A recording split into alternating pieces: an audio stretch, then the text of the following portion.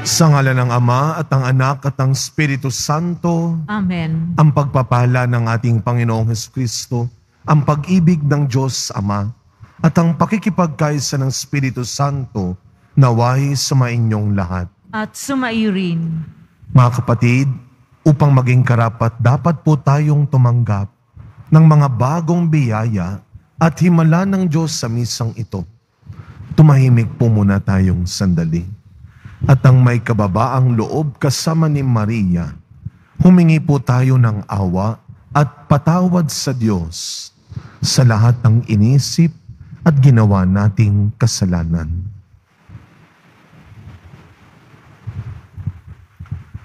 Sinugong tagapagpagaling sa mga nagsisisi, Panginoon, kaawaan mo kami. Panginoon, kaawaan mo kami. Dumating na tagapaganyayang mga makasalanay magsisi, Kristo, kaawaan mo kami. Kristo, kaawaan mo kami. Nakaluklok ka sa kanan ng Diyos Ama para ipamagitan kami. Panginoon, kaawaan mo kami. Panginoon, kaawaan mo kami. Kaawaan tayo ng makapangyarihang Diyos, patawarin tayo sa ating mga kasalanan at patnubayan tayo sa buhay na walang hanggan. Amen. Manalangin po tayo. Ama naming makapangyarihan, kalugdan mo kami at pagbigyan na magkamit ng kaloob mong karagdagan upang sa maalab naming pananalig, pag-asa at pag-ibig, kami mamalaging tumatalima sa iyong kautusan sa pamamagitan ni Jesucristo kasama ng Espiritu Santo magpasawalang hanggan. Amen. Magsiupuan lahat. Magbasa mula sa aklat ng Exodo.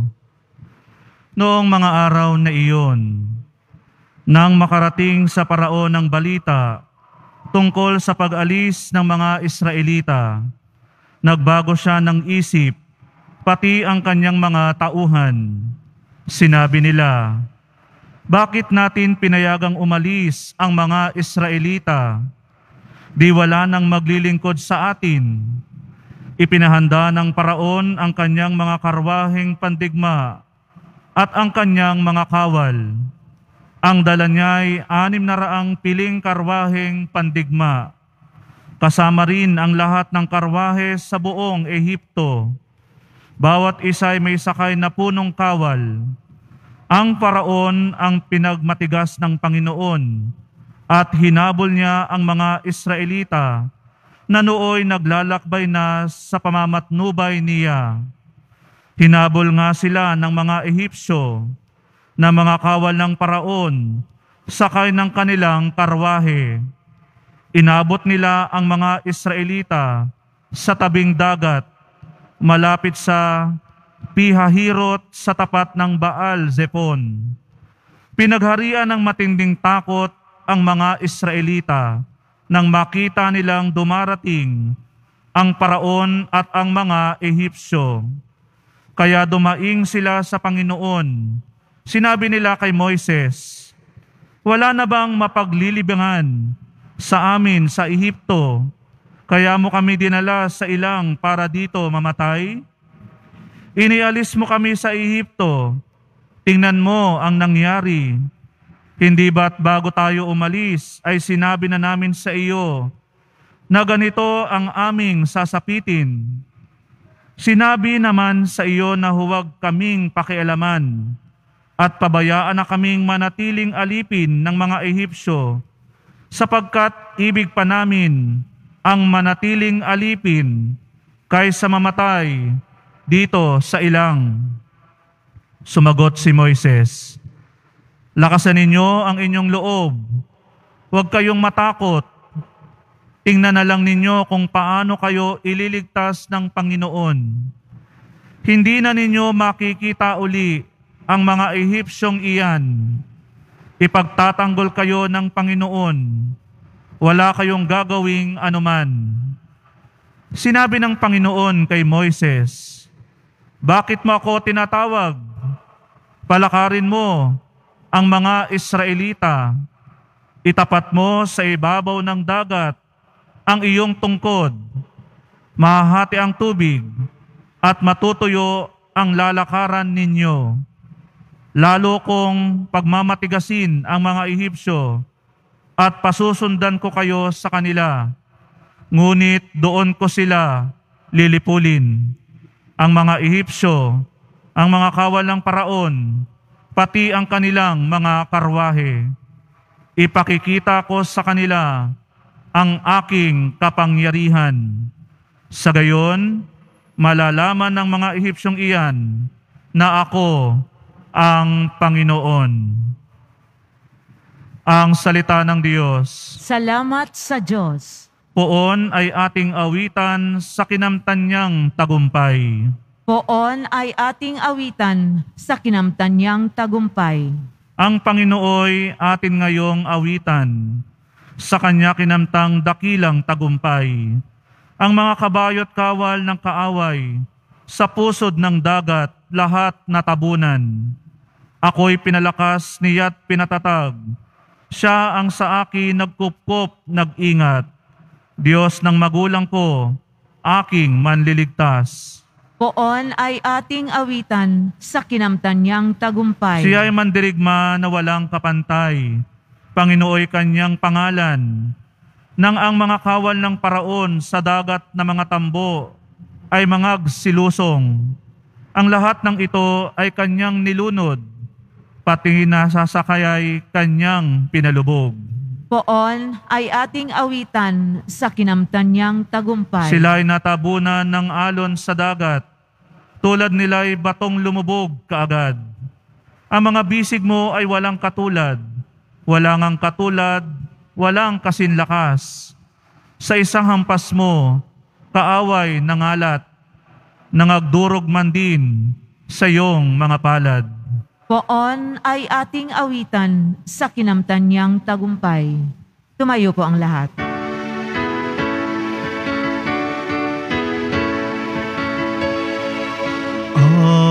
Alleluia,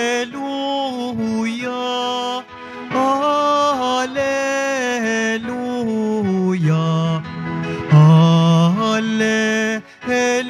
Alleluia, Alleluia.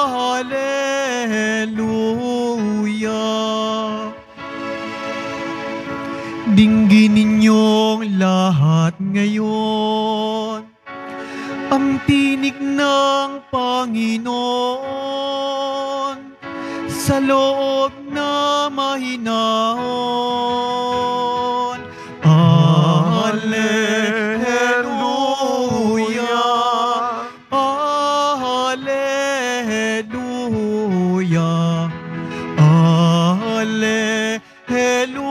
Alleluia, Alleluia. Sumainyo ang Panginoon. At sumairin. Ang mabuting balita ng Panginoon ayon kay San Mateo. Papuri sa iyo, Panginoon. Noong panahong iyon, sinabi ng ilang eskriba at pariseyo kay Jesus, Guro, maaari po bang pagpakitaan ninyo kami ng tanda mula sa langit? Sumagot si Jesus, lahing masama at di tapat sa Diyos. Naghahanap kayo ng tanda, ngunit walang ipakikita sa inyo maliban sa palatandaang inilalarawan ng nangyari kay Propeta Jonas. Kung paanong si Jonas ay 3 araw at 3 gabing nasa tiyan ng dambuhalang isda, gayon din ang Anak ng Tao ay 3 araw at 3 gabing sa ilalim ng lupa. Sa araw ng paghuhukom, titindig ang mga taga-Ninive laban sa lahing ito, at ito'y hahatulan ng kaparusahan, sapagkat nagsisi sila dahil sa pangangaral ni Jonas. Ngunit higit na di hamak kay Jonas ang naririto. Sa araw na yaon, titindig ang reyna ng timog laban sa lahing ito, at ito'y hahatulan ng kaparusahan, sapagkat nanggaling siya sa dulo ng daigdig upang pakinggan ang karunungan ni Solomon. Ngunit higit na di hamak kay Solomon ang naririto. Mga kapatid, ang mabuting balita ng Panginoon. Pinupuri ka namin, Panginoong Heso Kristo. Maupo muna ang lahat. Good morning po sa inyong lahat. Mga kapatid, sa araw na ito, Lunes, unang araw ng bagong linggo ng paggawa. Alam nyo, kahapon, talagang may mga parte ng umuulan. At kanina madaling araw, pinakikiramdaman ko at pinakikinggan kung umuulan na. Pero gumising tayo ng walang ulan. Hindi natin alam kung hanggang mamaya ito. Pero sana yung mga ganitong pagkakataon ay maging paalala at tanda sa atin na mayroong nangyayari sa panalangin, na may nagbubunga sa pagdarasal natin. Itong mga bagay na ito ay tanda na mayroong Diyos na nakikinig sa atin. Itong bawat pagising natin sa umaga ay dapat maging napakahalagang tanda na may Diyos na nagbibigay pa ng pagkakataon sa atin. Pagkakataong mabago ang anumang mali nating nagawa kahapon. Pagkakataong maayos natin ang anumang nasira nating kahapon. Ang bawat umaga ay tanda ng pag-asa at awa ng Diyos. Kaya nga sa ating ating ebanghelyo ngayon, medyo nadismaya si Kristo. Humihingi kayo ng tanda. You are asking for signs. Anong sabi ni Kristo? Wala nang tandang ibibigay sa inyo, kundi ang nangyari kina Jonas. Kung paano pinili ng Diyos si Jonas na bigyan ng babala ang mga tao sa Ninive upang magbago, at sila ay nakinig kay Jonas. At sila ay nagbago. Pero mga kapatid, tayo, hindi si Jonas ang kasama natin. Ang Panginoong Diyos mismo ang kasama natin. Kaya sabi ngayon, meron pang mas higit kay Jonas. Kawawa ang lahing ito. Alam nyo, sa Ingles, talagang tinawag silang masama ang lahing ito. Kawawa ang lahing ito. Kawawa tayo. Araw-araw binibigyan pa tayo ng pagkakataon ng Diyos. At yun dapat ang maging tanda na kapag nagigising pa tayo sa umaga, binibigyan tayo ng bagong pagkakataon ng Diyos para matupad ang pangarap niya para sa atin. Narinig natin sa unang pagbasa kung paano niligtas ng Diyos ang bayang Israel sa pamamagitan ni Moises. Hinati ang dagat. Nagdalawang isip yung mga tao, nagduda, pinagbintangan pa ng mga Israelitas si Moses, papatayin mo yata kami dito. Di bali nang maging alipin kami. Alam nyo, minsan, nasa harapan mo na yung sagot sa mga tanong ng buhay mo. Nasa harapan mo na yung mga tamang tao na tutulong sa'yo. Tamang duda ka pa rin. Ayaw mong makinig. Ayaw mong maniwala. Ayaw mong magpatulong. Ano pang tanda ang hinihingi mo sa Diyos? Sa pagpapatuloy na misa natin, mga kapatid, ngayong unang araw ng linggong ito, hilingin natin sa Panginoon na sana tulungan niya tayo na magkaroon tayo ng kababaang loob na harapin at tanggapin ang anumang mabuti at tamang tulong na dumarating araw-araw sa buhay natin. At sana hilingin natin sa Panginoon, tayo mismo ay maging tanda ng pag-asa para sa iba. Na tayo ay maging tanda ng awa at pag-ibig ng Diyos para sa iba. Araw-araw, ang bawat paggising sa umaga ay dakilang tanda ng bagong awa at biyaya ng Panginoon. Amen.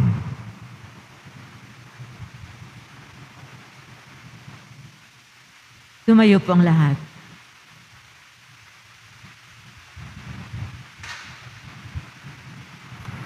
Minamahal kong mga kapatid, natuklasan ni Jonas na walang makatatakas sa Panginoon. Idalangin natin sa Diyos Ama na bigyan tayo ng biyayang makapagbagong buhay at matatag na manalig kay Kristo na tumatawag sa atin sa pagbabalik loob. Ang ating pong itutugon, Diyos ng mga propeta, bigyan mo kami ng kapangyarihan. Diyos ng mga propeta, bigyan mo kami ng kapangyarihan. Ang simbahan naway ipahayag ng walang kapaguran ang mga mensahe ng Diyos na magbalik loob sa mga naghahanap sa Panginoon ng may malinis na puso. Manalangin tayo. Diyos ng mga propeta, bigyan mo kami ng kapangyarihan. Tulad ng mga mamamayan ng Ninibe, naway ating itakwil ang masamang pag-uugali at humarap tayo sa Diyos ng may mababang kalooban at nagsisising espiritu. Manalangin tayo. Diyos ng mga propeta, bigyan mo kami ng kapangyarihan. Ang mga pamilya at mga komunidad naway maghangad ng kapayapaan, pagkakaisa at pagkakasundo. Manalangin tayo. Diyos ng mga propeta, bigyan mo kami ng kapangyarihan. Ang mga may sakit naway makatagpo ng kasiguruhan at pag-ibig mula sa mga nag-aaruga sa kanila. Manalangin tayo. Diyos ng mga propeta, bigyan mo kami ng kapangyarihan. Ang mga tapat na yumao naway makatagpo ng walang hanggang kapayapaan. Manalangin tayo. Diyos ng mga propeta, bigyan mo kami ng kapangyarihan. Tahimik po nating ipagdasal ang iba pa nating personal na kahilingan.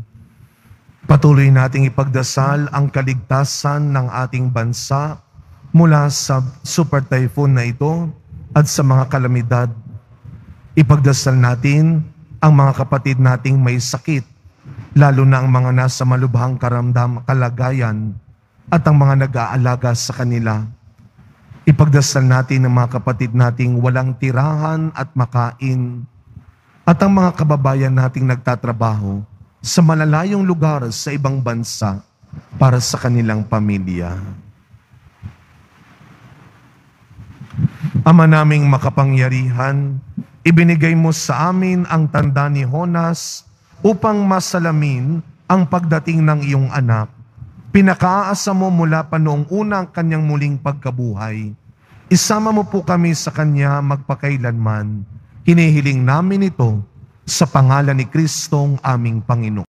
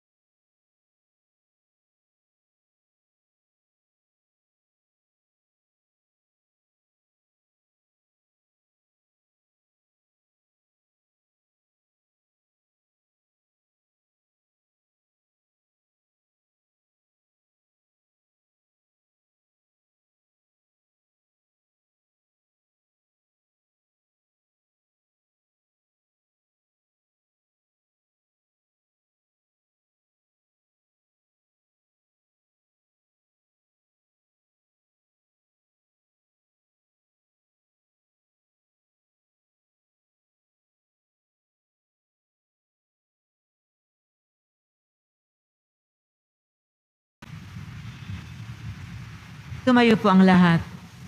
Manalangin kayo mga kapatid upang ang paghahain natin ay kalugdan ng Diyos amang makapangyarihan. Tanggapin nawa ng Panginoon itong paghahain sa iyong mga kamay sa kapurihan niya at karangalan sa ating kapakinabangan at sa buong sambayanan niyang banal. Ama naming lumikha, lahat ng iyong mga paghahaing ipinag-utos noong araw ay iyong pinagtibay sa isang haing hantungan ng tanan. Tanggapin mo po ang ginaganap ngayon ng iyong mga lingkod at basbasan mo ito ng kabanalang gaya ng iyong kaloob sa mga alay ni Abel na lubha mong ikinalugod upang ang mga handog ng bawat isang nagbigay para sambahin ng banal mong ngalan ay magkamit ng karagdagan mong kasiyahan sa pamamagitan ni Jesu Kristo kasama ng Espiritu Santo magpasawalang hanggan. Amen. Sumainyo ang Panginoon. At sumaiyo rin. Itaas sa Diyos ang inyong puso at diwa. Itinaas na namin sa Panginoon. Pasalamatan natin ang Panginoong ating Diyos. Marapat na siya ay pasalamatan. Ama naming makapangyarihan, tunay nga pong marapat na ikaw ay aming pasalamatan. Ikinalugod mong likain ang sanlibutan na iyong pinagbabago at dinarangal sa pamamagitan ng iyong anak na kinalulugdan. Kaya't utang na loob ng iyong mga itinatangi at ng mga banal na kapiling mong lagi ang iyong paggiliw at pagkakandili. Kaya kaysa ng mga anghel na nagsisiawit ng papuri sa iyo nang walang humpay sa kalangitan, kami nagbubunyi sa iyong kadakilaan. Santo, Santo, Santo, Panginoong Diyos na mga hukbo, napupuno ang langit at lupa ng kadakilaan mo, o sana sa kaitaasan. Pinagpala ang naparirito sa ngalan ng Panginoon, o sana sa kaitaasan. Lumuhod ang lahat. Ama naming banal, ikaw ang bukal ng tanang kabanalan. Kaya't sa pamamagitan ng iyong Espiritu, gawin mo pong banal ang mga kaloob na ito upang para sa amin maging katawan at dugo ng aming Panginoong Jesucristo. Bago niya pinagtiisang kusang loob na maging handog, hinawakan niya ang tinapay, pinasalamatan kanya, pinaghati-hati niya iyon, iniabot sa kanyang mga alagad at sinabi, "Tanggapin ninyong lahat ito at kanin. Ito ang aking katawan na ihahandog para sa inyo."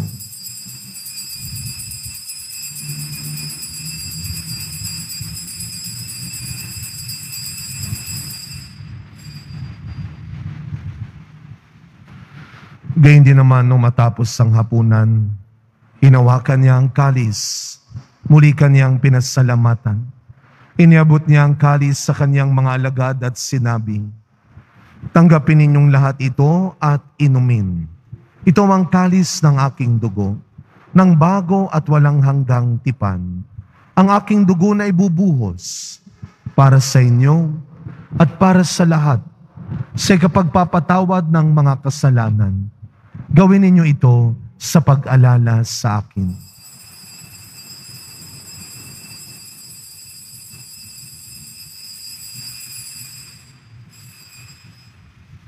Tumayo po ang lahat. Ang misteryo ng pananampalataya. Si Kristo'y namatay, si Kristo'y nabuhay, si Kristo'y babalik sa wakas ng panahon. Ama, ginagawa po namin ngayon ang pag-alala sa pagkamatay at muling pagkabuhay ng iyong anak.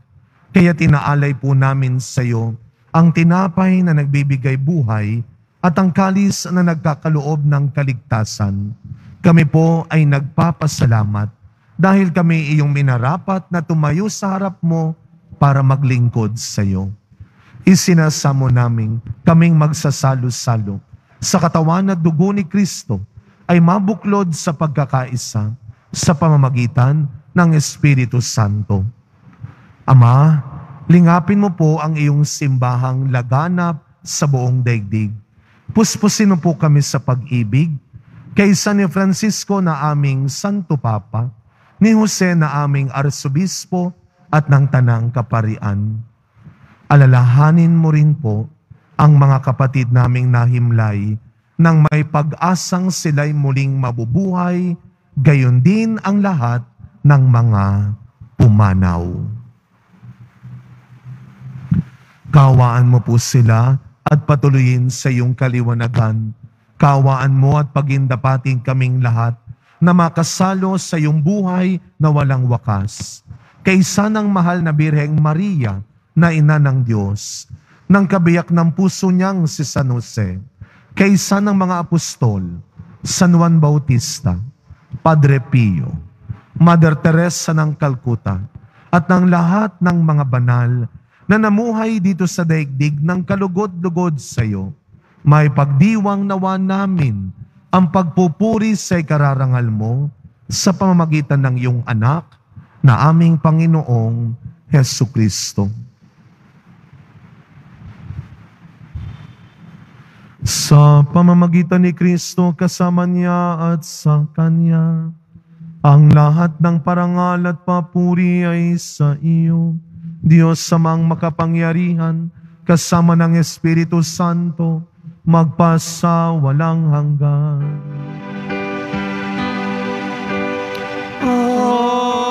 Amen. Amen. Amen.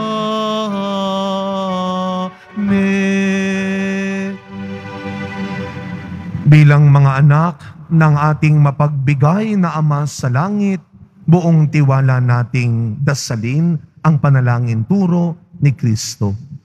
Ama namin, sumasalangit ka. Sambahin ang ngalan mo, mapasa amin ang kaharian mo, sundin ang loob mo dito sa lupa para nang sa langit. Bigyan mo kami ngayon ng aming kakanin sa araw-araw at patawarin mo kami sa aming mga sala para ng pagpapatawad namin sa nagkakasala sa amin at huwag mo kaming ipahintulot sa tukso at iadya mo kami sa lahat ng masama. Inihiling po namin kami adya sa lahat ng masama, pagkalooban ng kapayapaan araw-araw, iligtas sa kasalanan at ilayo sa lahat ng kapahamakan, samantalang aming pinananabikan ang dakilang araw ng pagpapahayag ng tagapagligtas naming si Jesucristo. Sapagkat iyo ang kaharian at ang kapangyarihan at ang kapurihan magpakailanman. Amen. Panginoong Jesucristo, sinabi mo sa iyong mga apostol, kapayapaan ang iniiwan ko sa inyo, ang aking kapayapaan ang ibinibigay ko sa inyo. Tunghayan niyo po ang aming pananampalataya at huwag ang marami at paulit-ulit naming pagkakasala. Pagkalooban mo po kami ng kapayapaan at pagkakaisa ayon sa iyong kalooban, kasama ng Espiritu Santo, magpasawalang hanggan. Amen. Ang kapayapaan ng ating Panginoon ay laging sumainyong lahat. At sumairin. Araw-araw, maniwala at magtiwala na may darating pa ring biyaya at mangyayaring himala. Magbigayan po tayo ngayon ng kapayapaan sa isa't isa. Peace be with you po. Kordero ng Diyos na nag-aalis ng mga kasalanan ng sanlibutan, maawa ka sa amin. Kordero ng Diyos na nag-aalis ng mga kasalanan ng sanlibutan, maawa ka sa amin. Kordero ng Diyos na nag-aalis ng mga kasalanan ng sanlibutan, ipagkaloob mo sa amin ang kapayapaan. Lumuhod ang lahat.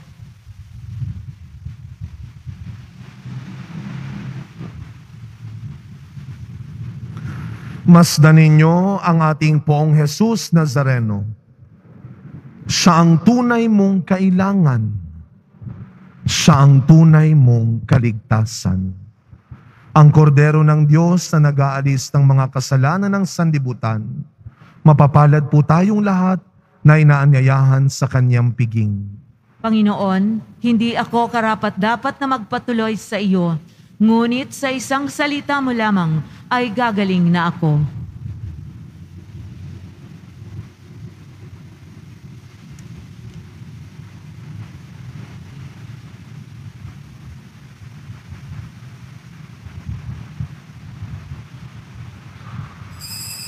Para sa lahat ng tatanggap ng banal na komunyon, sasagot po tayo ng amen pagkasabi ng pari o ng lay minister ng katawan ni Kristo at isubo agad sa bibig bago umalis sa harapan ng pari o ng lay minister.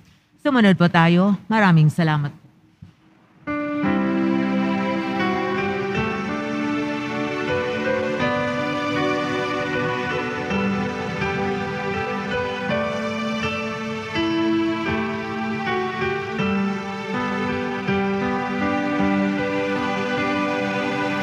Tumayo na po ang lahat. Manalangin po tayo.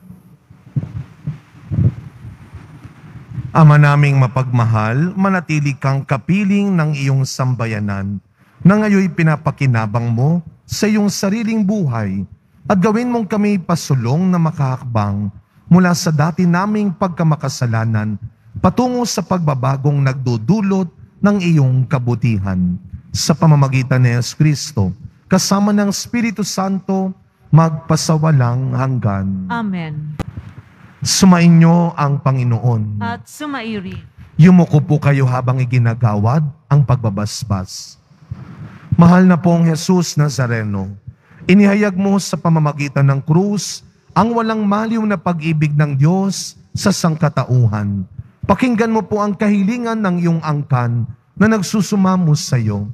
Makamtam nawa nila ang iyong katugunan at tanggapin ang kasagutan na may utang na loob na tinatanaw. Basbasan din po ninyo ang mga dala-dala nilang imahen at dasalan. Sa pamamagitan ng bendisyon na ito, naway maalaala nila ang mga pangako nila noon sa binyag na ikaw ay kanilang iibigin at paglilingkuran bilang Panginoon magpasawalang hanggan. Amen. Naway pagpalain at ingatan ang inyong pamilya ng ating makapangyarihang Diyos, Ama, Anak, at Espiritu Santo. Amen. Tapos na po ang ating pagdiriwang, humayo kayong taglay ang pag-asa ng Poong Jesus Nazareno. Salamat sa Diyos.